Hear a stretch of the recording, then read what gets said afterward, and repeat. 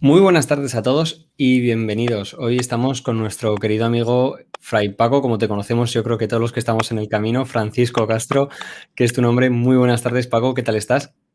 Paz y bien, buenas tardes, muy bien, encantado. Hoy en Santiago de Compostela, precisamente en la cuna de peregrinaciones.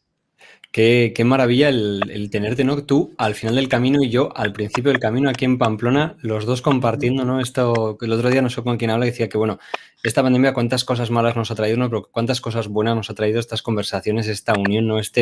Nuevas formas de comunicar y de llegar a la gente y que no se iba a decir, pues bueno, que hace tiempo íbamos a estar ahora mismo, ¿no? Hablando sobre el camino, que ya parece ser que este fin de semana, ahora justamente estamos a viernes, aunque esto lo publicaremos más tarde, pero este fin de semana por fin se levanta el estado de alarma y empezaremos a ver peregrinos. ¿Cómo se vive hoy Santiago? ¿Cómo ves Santiago hoy tú que has llegado ahí? ¿Qué se siente en Santiago?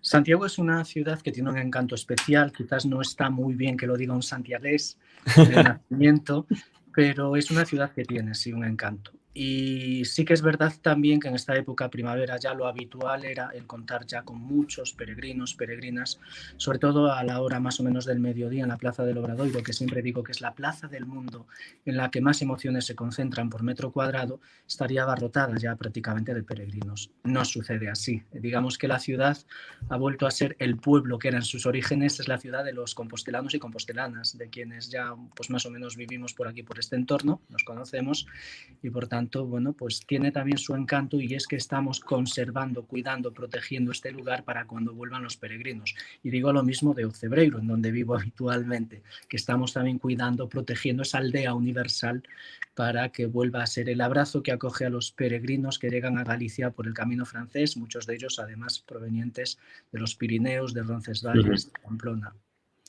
Qué gran cosa, ¿no? La verdad que yo creo que la gente no conoce Santiago y no sabe que Santiago en el fondo es una ciudad muy pequeñita, ¿no? Que no es ni capital de Galicia ni es que ¿Cómo? realmente, o sea, no es ¿Cómo? capital oficial política, ¿no? Lo es. Que mucha gente, que lo es, Lo es. Santiago de lo Compostela es es. la capital histórica Pero y eso no es la ciudad, eso no es la ciudad más grande de Galicia, perdona, me he equivocado yo sí, ahí.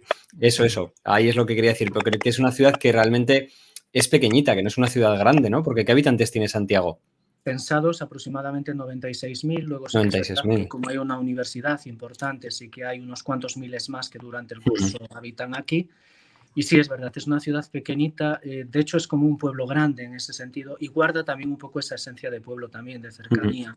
No es una ciudad agobiante, digamos, sino que es una ciudad además rodeada de verde.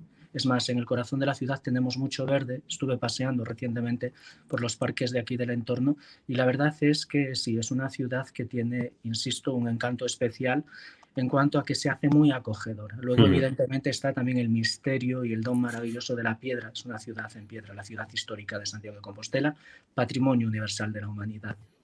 La que en eso tenemos razón y tenemos suerte, no está bien tan mal que lo diga yo uno de Pamplona, pero Pamplona también, aunque os ganamos en tamaño, también es una ciudad que siempre decimos que es una ciudad-pueblo, ¿no? Que mantiene eso bonito, ¿no?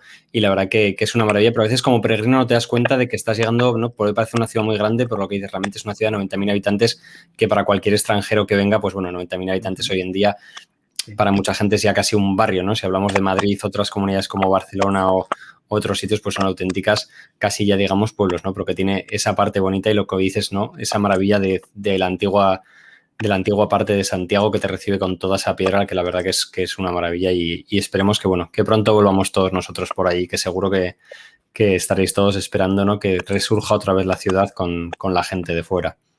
Sin duda, es una ciudad, además, en cierto modo, que no solamente ya por una cuestión histórica, sino que la actualidad de la ciudad es la acogida a los peregrinos. Con lo cual, si faltan peregrinos en Santiago de Compostela, le falta un trozo de corazón a la ciudad de Santiago de Compostela. Pues nada, esperemos que ya este propio fin de semana que se acaba el estado de alarma oficialmente puedan ya empezar a llegar los primeros peregrinos, aunque sabemos que algunos pues bueno, ya están en camino, ¿no? Desde todos los sitios de España, yo creo que está todo el mundo esperando, ¿no? El poder llegar a Santiago y poder empezar a peregrinar hacia ese lugar, ¿no? Tan mágico que es Santiago y poder pasar por ese lugar también tan mágico que es Ocebreiro. Así que nada, sin más dilación, ya sabes que a todos nuestros entrevistados les hacemos siempre el Minuto Peregrino. El Minuto Peregrino es una serie de preguntas que tenemos aquí, son unas 40, todavía nadie ha conseguido completarlas enteras y tenés un minuto para completarlo. ¿Estás listo, Paco? Un minuto para completar las 40 preguntas. Las que consigas. La cosa es ver quién consigue el tener que más. Yo siempre digo a todo el mundo, da igual que habéis escuchado el podcast porque luego cambio el orden, así que sorpresa. Vamos allá. Tu primer camino. En el año 1989. ¿Ultrella o Susella? Ambas, hacia adelante y hacia el cielo. Un mes para caminar. Pues sería una experiencia profunda de reencuentro con uno mismo y con la alteridad, encontrando a Dios en todo lo fraterno. Un recuerdo. Cualquiera de los que tiene que ver con la acogida directa de algún peregrino o peregrina, de las experiencias personales que tengo. Una canción. Pues puede ser La Laladas Mariñas, que habla mucho de esa tierra mía gallega. Un color. Azul. Un olor. Perfume de rosas naturales. Fisterra o Muxía. Muxía porque prediqué allí la Virgen de la Barca. Café con leche solo o cortado. Descafeinado. Tortilla de patata con cebolla o sin cebolla. Sin cebolla. Un país. Tierra Santa, con todo lo que Perfecto. significa. Se acabó el minuto. Muy, muy bien. La verdad que ha sido los que... Me hace mucha gracia porque cuando digo un mes para caminar, normalmente yo la pensé en su día la pregunta como qué mes sería el mejor para caminar, pero todo el mundo responde como qué maravilla tener un mes, como qué gozada. Y eso es lo que me encanta de estas preguntas. Bueno, cuéntanos, Francisco.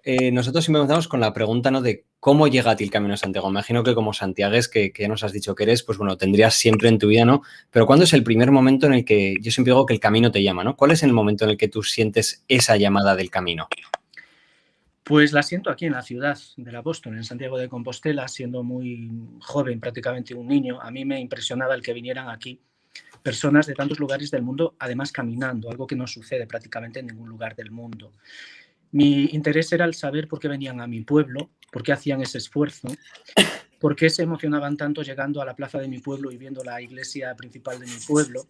Y a partir de ahí comencé a leer mucho, a investigar, en cierto modo, sobre la historia del camino. Y me faltaba algo, que era literalmente ponerme en camino para poder experimentar en primera persona lo que significaba la peregrinación. Lo hice por primera vez en el año 89, luego lo seguí haciendo en los años posteriores, antes del boom del Xacobeo 93, que fue, digamos, ese momento casi también de cambio, de transformación del camino. Pero tuve esa suerte de conocer el camino cuando estaba todavía emergiendo, después de que en los años 80, precisamente, nuestro antecesor como párroco en Ocebreiro, Elías Baliña, se pusiera a pintar las famosas flechas amarillas desde los Pirineos hasta Santiago, por el camino francés. Con lo cual, bueno, digamos que tenía ya el conocimiento, entre comillas, intelectual de el porqué, la historia del Camino de Santiago. Además, a mí me gusta mucho el arte, todos esos hitos también del románico que hay en la ruta jacobea, y luego ya tenía la propia experiencia de haber convivido con peregrinos y sobre todo de ser peregrino. Y fue una experiencia que me marcó tanto que aún a día de hoy me defino como franciscano y peregrino, porque entiendo además que estamos de paso por este mundo. Es toda una filosofía, es una metáfora de la vida. Bueno, pues a partir de ahí, digamos, ya fue esa primera toma de contacto con el camino, quedé prendado, tuve mono de camino, de hecho cada año salía a hacer algunos días.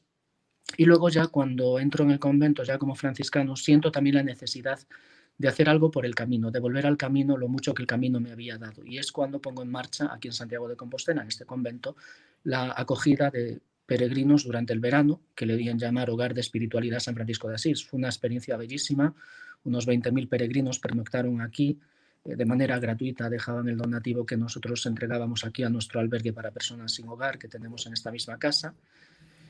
Y luego, bueno, pues ahora ya en esa experiencia de estar a pie de camino en un lugar tan emblemático como el Cebreiro, pues de alguna manera ese mismo espíritu que me movió en su momento a ser hospitalero en mi ciudad me lleva a ser socorrista de peregrinos allí en Cebreiro. Digo socorrista de peregrinos porque cuando llegué allí un poco la pregunta era ¿y qué hago aquí ahora? ¿No? Llegué además en la época del casi el invierno, nevó mucho ese año, con lo cual era una sensación muy extraña, ¿no? El urbanita de toda la vida de repente se veía forzado a ser ruralita y en medio de la nieve, que era algo que prácticamente desconocía.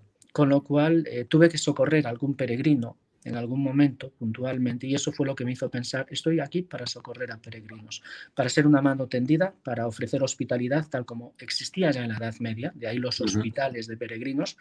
Tengo además la fortuna de habitar en un hospital de peregrinos. Hace unos días estuve buscando documentación histórica sobre la realidad de la acogida de peregrinos en Ocebreiro. Efectivamente, sabemos que muy probablemente ya desde el siglo XI al menos, cuando se establecieron los monjes cluniacenses, la reforma cluniacense, los benedictinos franceses de la abadía de San Giraldo de Aurillac, sabemos que en 1486 pasan los reyes católicos, Isabel y Fernando, y que Isabel, especialmente devota, se queda muy prendada de lo sucedido allí en Ocebreiro, el famoso milagro de la transustanciación, milagro eucarístico, y que ella ve que el hospital y la iglesia están en un estado bastante calamitoso. Y ella misma pide y da medios para que se rehabiliten y para que se atienda a los peregrinos como se debe atender. Entonces, en cierto modo, me siento también partícipe de esta tradición histórica con estos hitos históricos importantes en Ocebreiro, y a día de hoy pues tratamos de tener la puerta abierta del santuario, por supuesto, que siempre digo que es un hogar antes que nada, más allá incluso de un tema de creencias. Evidentemente es un santuario católico y abierto al culto católico, pero en un sentido muy franciscano de fraternidad. Nos encanta que cualquier persona traspase el umbral de esa puerta, y tengo además muchas experiencias de lo más positivo de cómo ya no solamente peregrinos, también visitantes allí encuentran un espacio de paz. Siempre digo que es algo así como una portacelli, la puerta del cielo, que se abre, y que más allá de las piedras que están colocadas ahí, algunas incluso más o menos desde hace 1000 años, sin embargo hay un algo que va más allá. Necesitamos recuperar los valores profundamente espirituales de la vida: el amor, la bondad, la amistad, la esperanza, la compasión, la solidaridad. Lo más bello de la Totalmente de vida. acuerdo. Pues la verdad que con eso poco más, ¿no? Hay muchos más caminos que al final es donde descubrimos, ¿no? Y nos volvemos a reencontrar con todo eso. Así que la primera fue la llamada del camino, ¿no? Primero fuiste peregrino, luego ya te convertiste en franciscano y luego llegó la llamada de Ocebreiro. ¿Cómo acabas en... Tú que viviste durante la época, como has dicho, ¿no? Del gran, ¿no? El primer caminante, Variña, ¿no? Que al final fue el que... Esa frase tan grande, ¿no? De estoy preparando una auténtica invasión, ¿no? Que yo creo que se nos ha quedado todos marcadas y en qué se ha convertido, ¿no? Ya no gracias a Paulo Coelho, sino pues un cura de pueblo que en su día dijo, pues bueno, que tuvo esa gran visión, ¿no? Y supo conectar todo, y ha hecho que además, pues bueno, que el Cebreiro, como tú bien dices, ¿no? Que es un sitio que se ha convertido en algo más, en un sitio mágico, en un sitio que todo el mundo que va ahí, sea de la religión que sea la confesión que sea de la forma que sea, se encuentra consigo mismo, ¿no? Y con esa maravilla que es encontrarse ahí, encontrarse en muchos casos contigo, que al final haces también de esa experiencia una auténtica maravilla. Cuéntanos, ¿cómo fue el paso de Santiago al Cebreiro? ¿Cómo transiciona esa urbanita que decías que vivía en Santiago, que estaba acostumbrado, a de repente a un pueblo que, bueno, Cebreiro, para el que no lo conozca, ¿cuántos habitantes tiene Cebreiro durante el invierno? Más o menos podemos estar en torno a 15. 15 habitantes. Y en un invierno así normal, media de nieve, frío, vamos, cualquier día puede haber medio metro de nieve tranquilamente. Sí, digamos, además siempre digo que allí a nivel climatológico tenemos 2 estaciones, no 4, que son la del mucho frío y la del menos frío. El menos frío, un poquito de menos frío en julio y agosto y poco más.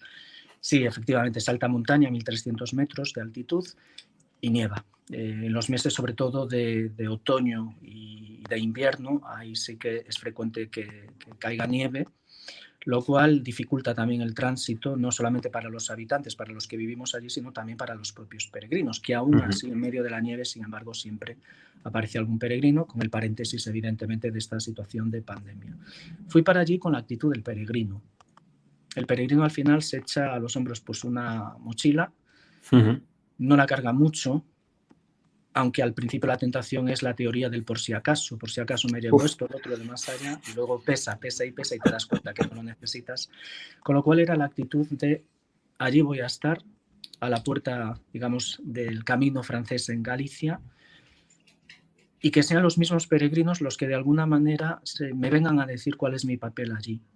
Con lo cual lo único que hice fue llevar una actitud de hospitalidad, de acogida, de atención, pensando en los peregrinos, pensando también en los muchos visitantes que hay en el santuario, y tratando de mimetizarme de alguna manera con aquel medio rural, teniendo desde el primer momento una mentalidad rural. Recuerdo cuando fui a las parroquias, además es mi primera experiencia como párroco, nunca lo había sido, y bueno, pues de repente me veo en ese medio inmerso, y además teniendo que atender, en total tenemos 14 parroquias, atiendo 7 parroquias, yéndome a esas aldeitas del entorno del Camino de Santiago, llegando, tocando la campana de la iglesia y presentándome sin más, y diciéndole a mis feligreses: aquí estoy para lo que pueda serviros.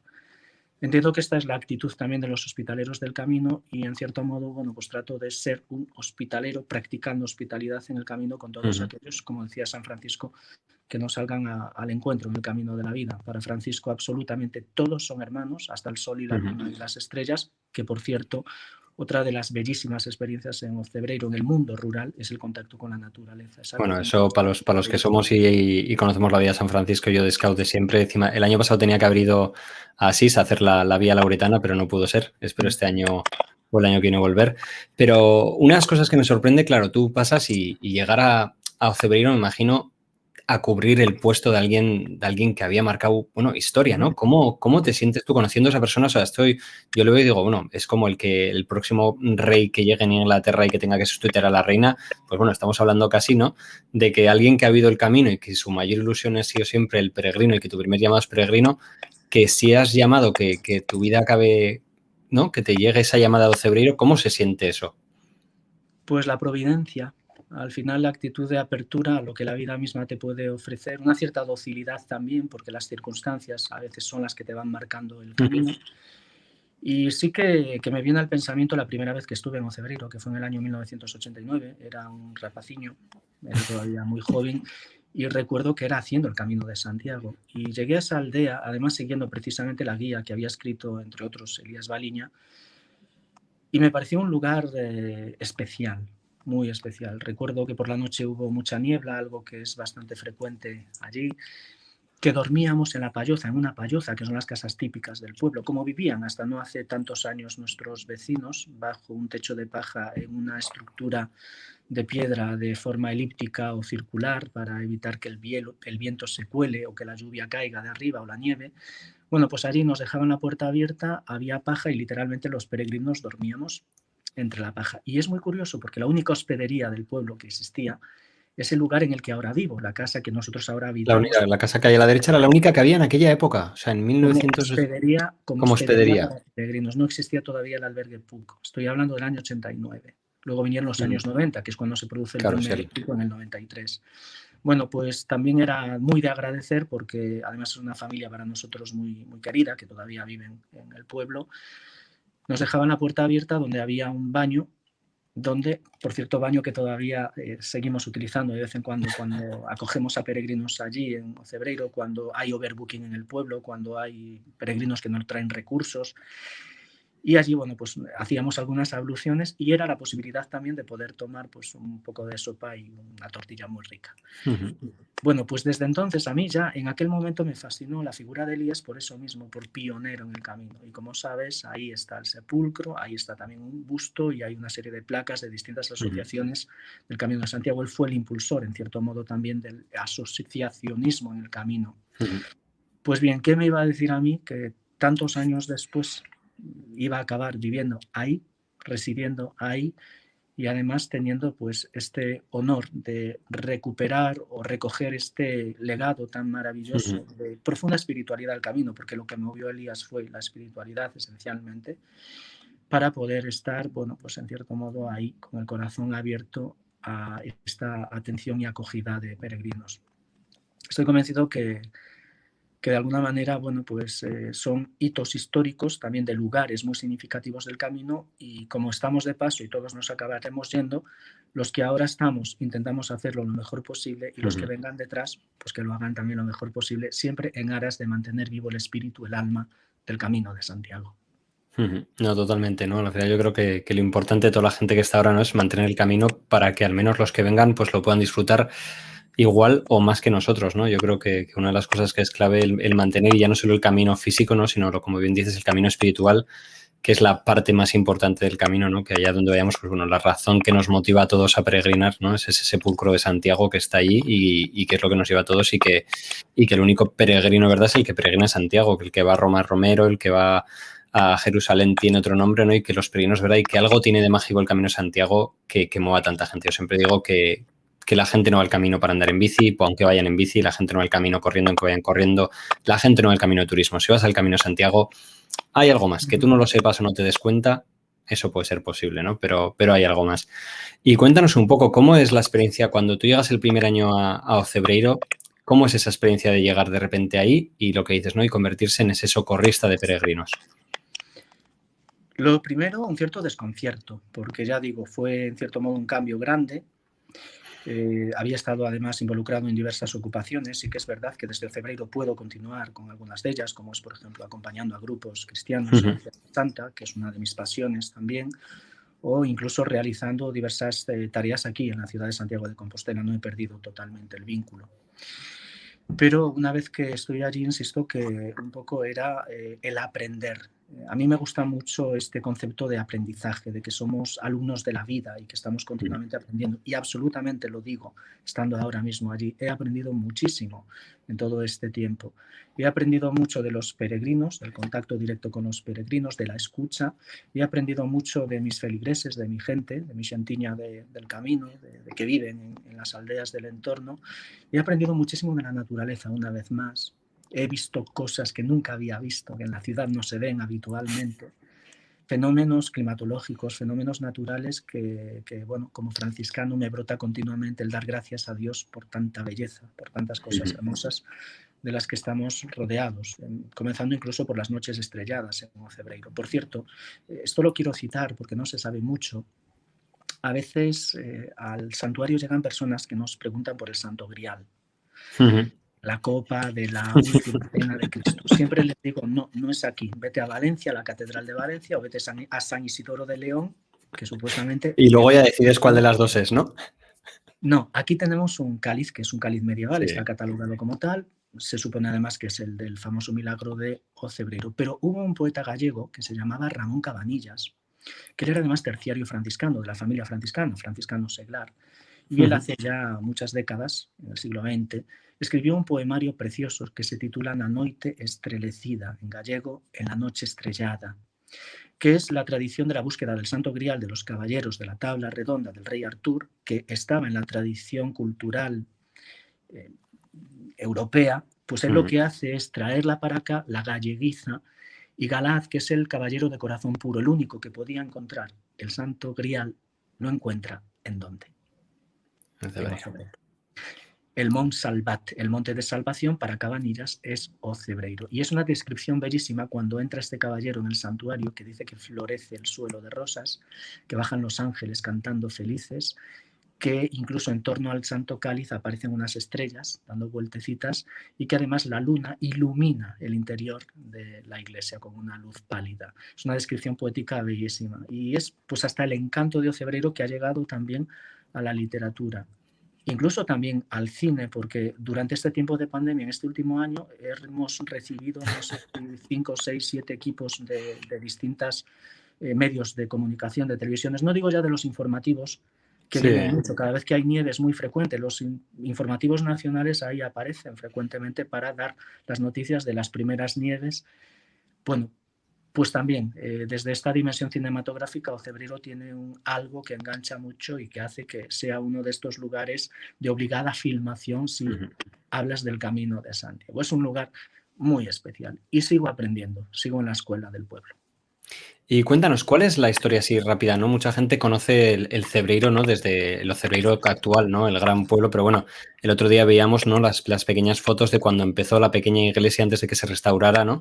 ¿Cuál es la historia de Cebreiro? ¿De dónde nace esta tradición y de dónde proviene tanta tradición y un sitio tan místico, ¿no? Al final aquí en Navarra también tenemos otros sitios también que tienen tanta historia, ¿no? Pero a veces el camino los ha unido entre ellos y no sabes, como dices, ¿no? Hay parte que es leyenda que se ha ido añadiendo con los años, pero hay una parte histórica del Cebreiro.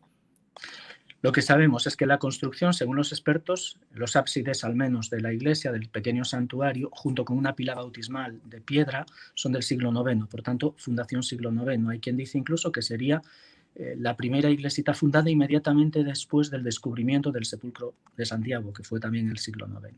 Lo que sí sabemos es que en el siglo XI se establecen, como decía antes, los monjes benedictinos franceses, los cluniacenses. O sea, del siglo IX al siglo XI no se sabe nada, no hay información de lo... No tenemos, digamos, una base bibliográfica que nos lleve a afirmar nada.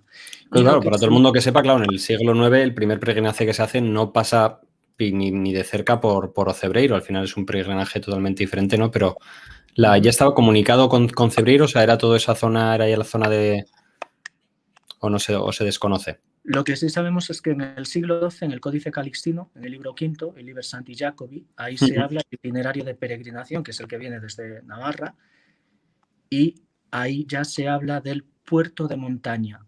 Le llama Februari, pero se identifica con Ocebrero, porque además dice, a partir de ahí viene la tierra de los gallegos, literalmente. O sea, que ya lo recordaba y se acordaba solo de la gran subida que se acuerda todo el mundo antes de llegar al Cebreiro. Hablaba del puerto de montaña. Luego sabemos que deriva el término en Ceberrium, ya hay algún otro documento que habla Ceberrium, y luego posteriormente ya aparece Cebreiro en gallego. Mi teoría es la siguiente. Cuando llegué ahí quise saber también acerca del topónimo del lugar. Sí, claro. Y ha sido la gente la que me ha dado la clave, porque no he visto nada, digamos, bibliográfico que lo pueda afirmar. Había por ahí una tradición que decía que si podía tener que ver con un tipo de mulo, algo así como una cebra, lo dudo. Y lo que sí, oí a mis feligreses en algunos lugares hablar de ocibreiro. Y resulta que en gallego el acebo, el árbol, acebo, que es el árbol de alta montaña, que ahí lo tenemos, se dice acibro o acibeiro. Si juntamos acibeiro y acibro nos sale cibreiro, que es el nombre topónimo del lugar. Y de hecho, no lejos de Ponferrada, en el Camino de Santiago, tenemos otro pueblo, en Castilla, que se llama El Acebo, precisamente. Sí. Bueno, total, época medieval, aparece ya citado. Y ojo, el Códice Calixtino ya habla también de hospital, de lugar de acogida de peregrinos. Seguramente lugar de alta montaña, los peregrinos llegarían fastidiadísimos y ya había aquí un lugar de atención y acogida, que es luego lo que quiere restaurar la reina Isabel. Y ahí ya sí tenemos un documento también histórico, porque hay una especie de acta notarial que es de la época de su hija, de Juana I, en la que se habla de la peregrinación de Isabel a Santiago y de cómo ella misma quiso rehabilitar ese espacio. Ya a partir de ahí, bueno, pues vienen los problemas históricos de siempre, el tema de la Revolución Francesa, lo que significó también de destrucción, la desamortización, etc. Y lo que sí sabemos es que en el siglo XX se restaura nuevamente tanto la hospedería como la iglesia, el santuario, de manera que lo que hoy vemos es fundamentalmente lo que ha sido debido a esa gran obra de restauración que se produce en el siglo XX. Pero Cebreiro está en el mapa de la peregrinación, seguro desde la época medieval, con base además bibliográfica. Luego está el famoso Milagro, que es el que da también en cierto modo renombre a nivel universal a Ocebreiro. En la Edad Media Internet no existía, Internet era el camino de Santiago. Si pasaba un peregrino germánico por aquí, al volver contaba lo que había visto, y eso hacía que otros peregrinos se echasen al camino. Y se sabía que en Ocebreiro había un acontecimiento que en aquel momento tenía que, estamos en un contexto además de cristiandad en toda Europa, con lo cual la cristiandad era el vínculo, la lengua, el latín era el vínculo entre los distintos pueblos de Europa. De hecho, suelo decir además que el Camino de Santiago es el primer gran intento universal, al menos a nivel europeo en ese momento, de encuentro entre gentes de distintos pueblos, que antes solo se conocían o por la guerra o por el comercio, por el interés. A partir de ahí también por el contacto de amistad. Van surgiendo ahí amistades en el propio Camino de Santiago. Por eso es el primer itinerario cultural europeo, por eso Goethe llegó a decir que Europa, la conciencia de unidad europea nació en el Camino de Santiago, y añadiría, y a día de hoy la conciencia de unidad mundial, ese concepto de gran familia que es la humanidad, nace, sigue naciendo, sigue brotando en el Camino de Santiago. La verdad que yo creo que peregrinación que una más pueblos, más gentes y peregrinación o evento, ¿no? Llámale cualquier tipo cultural, es que no hay nada en el mundo que exista de este tamaño. Es un fenómeno sociológico de difícil explicación. Que una persona de Australia se coja una mochila, se meta en un avión o 2 aviones o 3 aviones, no sé cuantísimas horas, que llegue pues eso, a Roncesvalles y que se ponga a caminar hacia Santiago, y además probablemente un lugar o lugares que no conoce todavía, detrás hay algo que está impulsando a la humanidad a ponerse en camino. Como sucedió en la Edad Media, quizás se ha cambiado mucho el contexto, es verdad, pero sin embargo el alma humana sigue siendo la misma y el corazón humano. Tenemos los mismos sentimientos, las mismas esperanzas, frustraciones, desilusiones. Siempre digo que el color de sangre que he visto en los cuerpos de los peregrinos, en las heridas o en las ampollas, es siempre el mismo color de sangre. Y que el sufrimiento es también algo universal y es algo que nos une mucho y que nos hace ser solidarios, porque quien sufre aprende también a comprender al otro. Por eso quise hacer el Camino de Santiago, para comprender de propia piel a los peregrinos. Por eso es tan importante también, para conocer el Camino de Santiago, el hacerlo. No vale solo el contarlo. Y de hecho muchos peregrinos y peregrinas, cuando les preguntas qué tal el camino, cómo te ha ido, te acaban diciendo no puedo expresarlo en palabras, hay que vivirlo. El otro día hablábamos de eso, ¿no? De cómo cuando te preguntan como peregrino y cómo es el camino, dices, si te lo tengo que explicar, es que no lo has vivido y no te lo puedo explicar. Y si no te lo tengo que explicar, ya lo sabes. Es de esas magias, ¿no? Que solo los que lo hemos vivido y que es cierto. O sea, cuando vuelves con una magia diferente y todo el mundo te pregunta, pero es inexplicable, es algo que lo tienes que vivir y solo se puede ir de esa manera. Y cuéntanos, ¿cómo ha sido tu experiencia comparando tu primer camino como peregrino a tu experiencia ahora como hospitalero? ¿Cómo ha cambiado el peregrino en estos años? ¿Cómo ha sido esa experiencia también? Ha habido cambios porque, digamos, en aquella época era como muy salvaje, en el buen sentido, en cuanto a que la peregrinación, pues no había las comodidades prácticamente que había hoy. No había prácticamente albergues, muy poquitos, con lo cual algunas veces tenías que dormir al raso. He dormido en un gallinero, he dormido bajo las estrellas, he dormido en una capilla abandonada. Eso ha cambiado. Hoy hay una infraestructura mayor que está muy bien porque evidentemente facilita el tránsito de los peregrinos y cuantos más albergues, pues mejor porque hay más variedad y como hay cada vez más peregrinos también, la masificación, que era sigue siendo un gran peligro, pues de esta manera también, incluso el que se abran otros caminos, otras rutas de peregrinación. Pero ya digo, era todo muy en plan aventurero, éramos un puñadito, pocos, muy pocos. Yo lo hacía normalmente en el mes de septiembre y creo recordar que podías encontrarte como mucho con 8 o 10 peregrinos. Normalmente además de fuera, solían ser franceses y alemanes. Con lo cual era, ya digo, así, bueno, pues una experiencia como muy en plan aventura. Hoy hay otras comodidades, el teléfono móvil, por ejemplo, las aplicaciones que te permiten pues en cada momento saber en dónde estás. Nosotros nos perdíamos mucho, íbamos siguiendo las famosas flechas amarillas. Cuando te perdías era una angustia, cuando veías la flecha amarilla te daban ganas de darle un beso porque te orientaba. Por eso para mí es un símbolo tan importante el de la flecha amarilla que puso en marcha Elías y que hoy es el anagrama oficial del Camino de Santiago. Y luego el tema de la masificación y de la universalización. Es decir, muchísima gente, creo recordar que hace 2 años, antes de la pandemia, no sé si fueron 370.000 peregrinos. Casi 400.000 peregrinos, las expectativas para el Sacobeo, pues bueno, eran de casi millones. Los Por registrados, eso, además, y no los que se quedan sin registrar. Y además de tantos lugares del mundo. Es decir, es un fenómeno de masas, en cierto modo ya, y también es un fenómeno universal.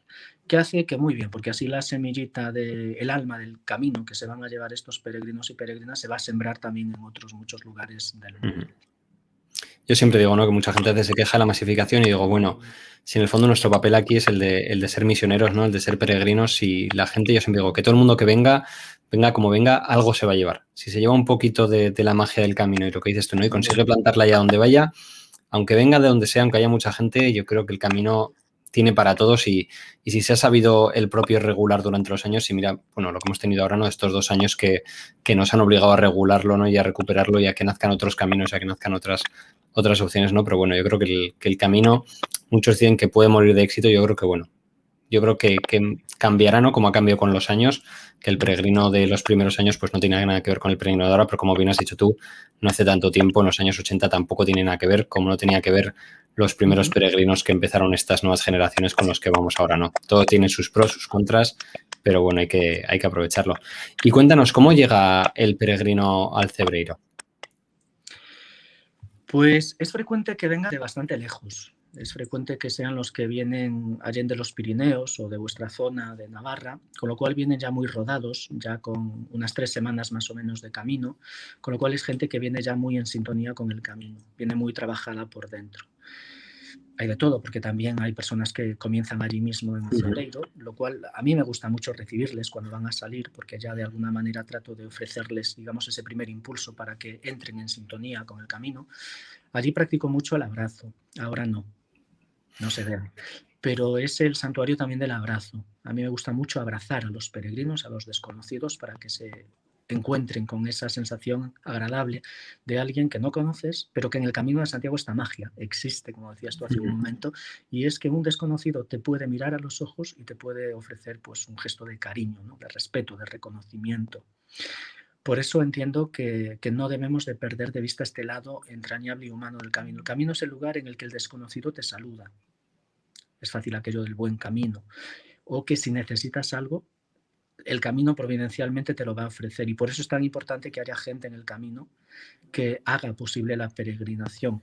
Es muy importante la figura del peregrino o peregrina, no existiría el camino sin peregrinos, pero también me atrevería a decir que es muy importante la figura del hospitalero, hospitalera, que no debemos de perder. Además, esta figura histórica, que a día de hoy todavía existe, porque hay gente que se dedica de una manera altruista a servir en el Camino de Santiago. Pensemos que los peregrinos son personas como nosotros, hermanos nuestros, de la familia de la humanidad, que vienen con su vida a cuestas, con sus sufrimientos, con sus miedos, con sus luchas, con sus frustraciones, también con su cansancio físico y psicológico. Entonces el peregrino es alguien desvalido en cierto modo, y ahí se pone, por tanto, a prueba también nuestro sentido humanitario para poder dar, ofrecer. Y a veces es simplemente una sonrisa, es una palabra amable, es una mano que se tiende. Se puede hacer mucho bien, y luego ese peregrino que es receptor de ese bien descubre también esta esencia de la humanidad que tantas veces perdemos, sobre todo en vida en sociedad, que es a veces tan individualista, tan hedonista, tan cada uno centrado en lo suyo, en lo propio. En el camino hay un toque de atención hacia el altruismo que hace que el peregrino, la peregrina, despliegue la antena parabólica y descubra otros mensajes que al final no es que estén en el entorno, es que están dentro de nosotros. La experiencia de la peregrinación por eso es pedagogía pura, es muy purgativa. Ayuda al ser humano a reencontrarse consigo, pero para reencontrándose consigo con lo mejor de sí mismo, poder ofrecer todo ese caudal de bondad que llevamos dentro a la humanidad. Y luego cuando uno vuelve a casa, el camino sigue. Siempre les digo aquí en Santiago, lo hacía cuando tenía aquel encuentro por la paz, que en Santiago somos un poco mentirosos, que el camino no acaba aquí, tampoco en Fisterra o en Murcia, que aquí comienza tu auténtico camino. Después de la experiencia purgativa de la peregrinación, ahora vuelves a tu casa, vuelves nueva, o también con las heridas del camino, pero que son unas heridas que te van a ayudar precisamente a seguir adelante en el camino de la vida, en medio de las dificultades, pero siempre con el ánimo del peregrino de seguir adelante, saltando sobre los obstáculos y caminando hacia un horizonte de esperanza. Que cierto es, ¿no? Lo que decías, últimamente hemos entrevistado, pues bueno, la semana pasada entrevistábamos a alguien que venía de un intento de suicidio, ¿no? Que le llevó al Camino de Santiago, gente con depresiones, gente con, ¿no? Y me encantaba eso que decías de purgativo, ¿no? Yo había oído lo que el Camino de Santiago es el gran diván de Europa, ¿no? Es el gran psicólogo de Europa, y es donde la gente viene, y yo creo que la gente me pregunta, ¿y por qué? Digo, porque es el único sitio en el que tenemos la magia de poder encontrarnos con nosotros mismos, ¿no? Ahí ya puedes llevarlo al tema espiritual, al tema fe, al tema religión, pero hoy en día no tenemos tiempo para encontrarnos con nosotros mismos, y yo creo que es el mayor miedo que tiene la sociedad, ¿no? De tener un tiempo para estar contigo. Estamos bombardeados por todos los lados, ¿no? Y la verdad que una cosa que me encanta, y yo creo que la gente busca en el camino, ¿no? Yo creo que mucha gente no sabe lo que busca, ¿no? Pero me gustaría saber tu opinión sobre el tema de la religión, ¿no? El camino es un camino que nace desde la fe católica, ¿no? Y mucha gente dice que se está perdiendo, que la gente ya no va con eso, pero bueno, tú que al final eres alguien que bueno, tienes una visión yo creo que muy amplia, ¿no? Y realista de lo que es. ¿Cómo ves tú desde el Cebreiro la gente que viene en el camino? Si a un peregrino o una peregrina le abordas cuando va a comenzar a caminar, por ejemplo, en Roncesvalles, y le preguntas por qué hace el camino, te va a dar múltiples respuestas probablemente. Lo he hecho, y ninguna son profundas. Yo me acuerdo en su día hice el experimento de preguntarles en Pamplona de a ver qué sentían, y todavía está en el momento fiesta, todavía está en el momento de descubrir, todavía es como un día que sales por ahí con los amigos a tomar un café. Tengo tiempo libre, me gusta Sí. caminar, el senderismo, me gusta pues estar en contacto con la naturaleza, me gusta el deporte, me gusta, claro, uno dice, todo eso lo puedes hacer en tu casa, en tu barrio, no tienes que venir aquí, ¿no? Hay algo más, yo creo que detrás hay algo más que probablemente la misma persona hasta ese momento aún no conoce. Y luego a esa misma persona, si la abordas aquí, en la Plaza del Obradoiro, cuando llega, posiblemente te va a decir, mira, se me ha desmontado todo el tinglao. No puedo expresarte lo que siento, lo que vivo. Una experiencia que tuve no hace mucho tiempo con un peregrino, que estuve con él en Ocebreiro, estuvimos hablando, charlando, y él cuando llegó a la Plaza del Obradoiro lo grabó con su móvil. Recuerdo que iba grabando y luego me lo envió, podía ver la Plaza del Obradoiro y por detrás él iba hablando, ¿no? Diciendo estoy entrando a la Plaza del Obradoiro, estoy concluyendo el camino, etcétera, etcétera. Y de repente rompe a llorar. Luego ese peregrino ya en la distancia, desde Brasil, él me decía, ya sé lo que el Camino de Santiago me ha aportado, soy mejor persona. Y tantas experiencias como estas, cada uno se lleva un poco a casa el lote, como lo quiera también recibir. Hay que ser muy humildes, si lo eres, el camino te va a aportar algo seguro, aunque sean experiencias duras, porque como tal es físicamente muy exigente y psicológicamente también. Sin embargo, es un caudal de riqueza que luego te vas a llevar para tu casa y que tú tendrás que administrar de alguna manera. Por eso el Camino de Santiago merece la pena siempre, de una forma o de otra, por eso mismo. Y luego el tema religioso. Hoy no es ni mucho menos mayoritario en absoluto. Me atrevería a decir que es solo una porción muy pequeña de personas realizan el Camino de Santiago, al menos de inicio, por una cuestión religiosa. Otra cosa es luego, a lo largo del camino. Yo lo que sí me atrevería a decir es que la inmensa mayoría de peregrinos sí que hay un trasfondo espiritual. Ya cada cual le dará su nombre. Es un poco como la esencia Dios. Cada uno le llamará de una forma o de otra. A mí me llama mucho la atención y me gusta además este diálogo. Hay personas que entran en el santuario y que me dicen, qué magia tenéis aquí. Este es un lugar mágico. Qué paz siento, ¿no? Pues sí, los cristianos le llamamos de otra manera, pero al final es la experiencia común. Y he tenido cantidad de experiencias a este nivel también con gente no creyente en el santuario, que sin embargo reencuentran allí un poco la senda espiritual. Por eso a mí me gusta decir eso, que el camino sigue siendo esencialmente espiritual. Aunque haya mucho consumismo, aunque haya, bueno, los problemas que puedan surgir, no sobre conciencia a veces, pero sin embargo la esencia del camino de los peregrinos, lo que mueve a los peregrinos, es profundamente espiritual. Aunque uno diga, pues es reencontrarme conmigo mismo. Ahí ya hay un camino de vuelta a la esencia, hacia adentro, que no necesitamos en una sociedad como nuestra tan ruidosa. Necesitamos recuperar un poco también esa senda interior. Y una vez que alguien entra en ese espacio, yo íntimo estoy convencido que se abre esa parabólica para poder captar que la esencia de la vida es profundamente espiritual. El amor, que de modo de ver es lo que sustenta la vida de clase de nuestra vida humana, es profundamente espiritual. Perdóname, Paco, pero te he perdido, no sé si tú me oyes bien a mí, te he perdido el último minuto y te he oído y no me gustaría eso, que a ver si se ha oído bien porque me parece tan importante lo que has dicho. Estoy teniendo problemas de conexión ahora. A ver si ha sido justo nada, los últimos 30 segundos, ¿eh? Ahora te oigo bien. No, ahora te oigo, sí, te oigo raro, te oigo como con eco raro y como desfasado. Si quieres salir y volver a entrar y probamos si quieres saber si... ¿Vale? Me apunto aquí, luego lo corto.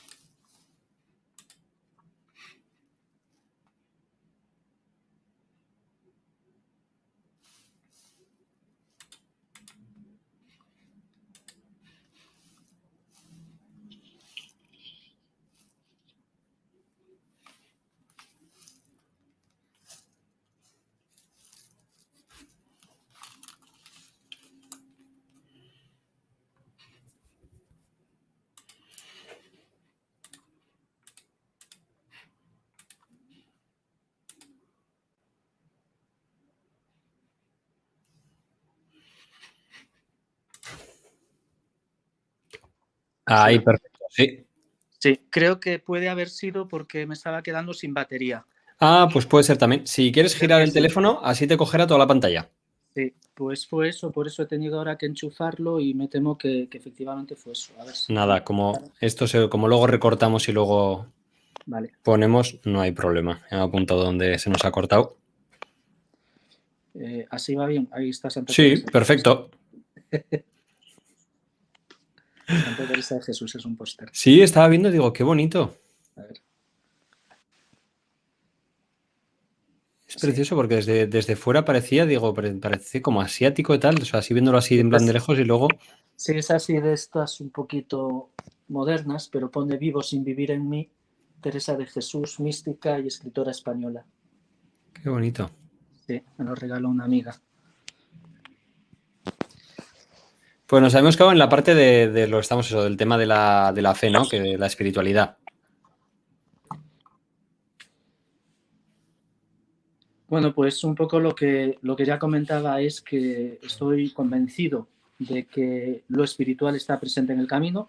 Lo que pasa es que a veces se le da diversos nombres, pero sin embargo es lo que hace posible que la peregrinación a Santiago de Compostela sea tan especial. No es un simple caminar, no es senderismo sin más, no es turismo barato, aunque en algún momento se pueda tener también esa impresión o haya incluso personas que lo hacen de inicio con esas motivaciones, pero no, lo que toca el corazón de los peregrinos y peregrinas es algo profundamente espiritual. Insisto, creo que el amor es lo que hace que la vida tenga sentido, lo que sustenta la vida y por tanto también es el amor lo que hace posible que esa persona que realiza la experiencia de la peregrinación a Santiago de Compostela descubra tantas cosas buenas, incluso en sí mismo, para poder luego llevarlas y compartirlas allí en donde esté, en el camino de la vida. Una de las cosas que a mí me sorprendió mucho en el camino, ¿no? Que como decías, no te estás encontrando con gente, bueno, que no es católica o que ha dejado la fe cuando eran jóvenes. Y a mí me coincidió un día, me acuerdo que íbamos a ir a misa a un pueblo y había unos chavales alemanes que no hablaban español y me dijeron, oye, vamos a ir a misa, nos apetece ir, ¿podrías traducir para nosotros? Y digo yo, claro, que sí, o sea, al final los católicos, la versión ecuménica e invitar a todo el mundo a que entre, ¿no? Y a veces la gente en el camino, a veces la gente tiene miedo de entrar en las iglesias o miedo de entrar en los, ¿no? Hemos llegado a un punto que por ese miedo a la iglesia, ¿no? Que a veces no tiene que ver, que no. Yo creo que es una de las partes muy importantes del camino, ¿no? El encontrarse por un lado, con los monumentos, porque son historia y es parte del camino, es muy importante. Y luego lo que dices, ¿no? Porque son sitios especiales, son sitios mágicos que luego, pues el nombre que le queramos poner, ¿no? Me gustaría que hicieras un llamamiento tú desde tu punto de vista, ¿no? Como fraile y como párroco de Ocebreiro, de invitarle a la gente, ¿no? Que se quite ese miedo, que entre, que hable con los que estáis ahí, que estáis para mucho más que no, que solo el hecho bueno, que yo creo que es una experiencia que es muy importante también en el camino. Sí, es importante que haya una puerta física abierta, es decir, que las iglesias estén abiertas, porque una de las quejas, incluso de los propios peregrinos, es que hay muchas iglesias en el camino, pero que están cerradas físicamente. Entonces, no solamente se trata de abrir esa puerta para permitir que puedan acceder los peregrinos, lo cual evidentemente ya es un primer paso importante para que puedan también disfrutar de estos lugares que realmente son lugares también de paz, sino que es importante que haya siempre alguien, es decir, presencia humana, una sonrisa, una mano, un abrazo, alguien que simplemente te da la bienvenida, porque eso también hace que esa iglesia ya no solamente sea un conjunto de piedras colocadas de una determinada manera o incluso que pueda ser una iglesia que tenga un valor artístico, histórico, cultural enorme, sino sobre todo la presencia de alguien que, bueno, pues con el alma también de seguimiento de Jesús de Nazaret se haga presente en el camino. Por cierto, Jesús decía aquello de yo soy el camino. Esta que está aquí detrás, Santa Teresa de Jesús, ella también fue una mujer muy avanzada en su tiempo y sabemos que a día de hoy, 400 años o no sé cuántos después, la seguimos recordando precisamente. Era profundamente cristiana, profundamente seguidora de Jesús, pero fue una mujer capaz de vivir muy auténticamente su vocación como religiosa y de abrirse a los caminos de la vida. Ella era peregrina también, de alguna manera, la santa andariega. Bueno, pues en cierto modo creo que la Iglesia necesitaría recuperar también, en cierto modo, este espíritu de Teresa de Jesús o el espíritu de Francisco de Asís y de tantos hombres y mujeres que a lo largo de la historia han hecho posible que el mensaje de Jesús no se quede en algo cosificado, sino que sea como agua pura, como el manantial que brota y que sacia la sed de quien quiera acercarse a beber de esa agua, siempre con libertad. Yo creo que también esto es muy importante, nunca la imposición. Para mí el Camino de Santiago es una experiencia profundamente ecuménica, así lo he vivido desde siempre.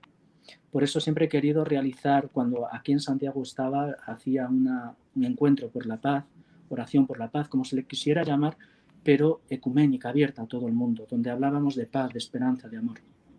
La bendición que hago habitualmente con los peregrinos utiliza este lenguaje también. Paz, amor, bondad. Eso es universal, todo el mundo lo va a comprender. Y desde luego, como franciscano, yo entiendo que todo ser humano y toda criatura, animada e inanimada, son hermanos míos. Por tanto, tengo que recibirles como tales. Necesitaríamos recuperar en la Iglesia posiblemente este sentido más humano, fraterno, de cercanía hacia la gente, no juzgar, no condenar, amar y ser humildes. A mí, en cierta manera, había momentos en el camino que yo tuve la suerte de vivir una Pascua en Tesé y había ciertos momentos que el camino me recordaba muchísimo eso, ¿no? A la cantidad de gente reunida en Tesé de diferentes sitios, de diferentes procedencias, mucha gente buscando, ¿no? Sin saber bien qué buscaban, pero bueno, todos con esa... Que le digo yo, que lo que nos une en el camino es que todos vamos buscando. Sí, ¿qué hay más bonito ahí que eso y encontrarte con la gente, ¿no? Y que el camino, como bien decías, es el camino, pero es la gente, ¿no? Yo, si algo nos quedó importante y por eso empezó todo este proyecto que ya llevamos ya muchos años de contar las historias, porque el camino sin la gente, el camino sin gente como tú, sin los que nos han precedido, los que nos van a preceder, ¿no? No sería nada.